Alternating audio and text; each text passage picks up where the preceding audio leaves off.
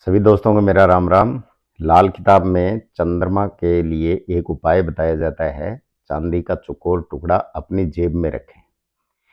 यहाँ जो चौकोर टुकड़ा बताया जाता है, आजकल ये शर्ट में जेब नहीं होती। आजकल ये लोग उसको पर्स में रखते हैं। अगर आप पर्स में रखते हैं तो उस टुकड़े को आप चंद्रमा को अष्टम भाव में ले जाते हैं। क्यों? क्योंकि हमारी ये जो बैक साइड है ये अष्टम भाव को दर्शाती है और वहाँ चंद्रमा कारक जरूर है, लेकिन अगर पर्स आपका चमड़े का है तो उसमें शनि चंद्र का आप मेल कर रहे हैं, जो कि केतु को नीच करता है। लेखक का, राइटर का या पंडित जी का, लाल किताब जिन्होंने लिखी है उनका उनका कहने का मतलब है कि चौथा घर, यहाँ चंद्रमा का ये ऊपर की जेब जो है ये चौथा घर माना गया है। यहाँ अगर वो टुकड़ा आप रखते हैं तो आपको वो फायदा देगा। तो आप भी ये चांदी का चौकोर टुकड़ा अपनी जेब में रखें और इसका फायदा उठा सकते हैं। ये धन लाभ भी देगा, ये मानसिक शांति भी देगा, ये घर में भी शांति देगा।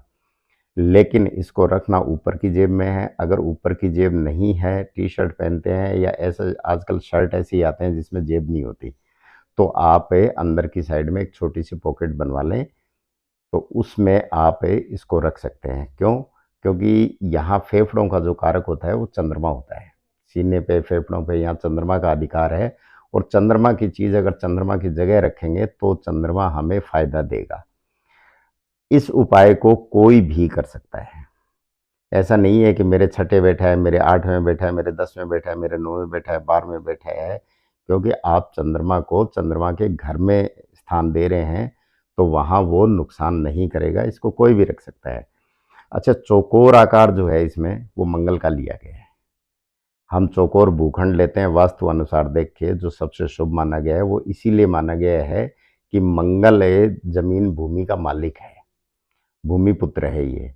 तो मंगल अगर बैलेंस होगा तो ऊपर जो शनि का हम मकान बनाते हैं, मकान जो भी पक्के मकान हैं वो शनि के होते हैं। कच्चे मकान है उसमें शुक्र का भी वास होता है। जब पहले हुआ करते थे, कच्ची मिट्टी के मकान हुआ करते थे, कच्ची छतें हुआ करती थी, तो वहाँ उसमें शुक्र का समावेश होता था।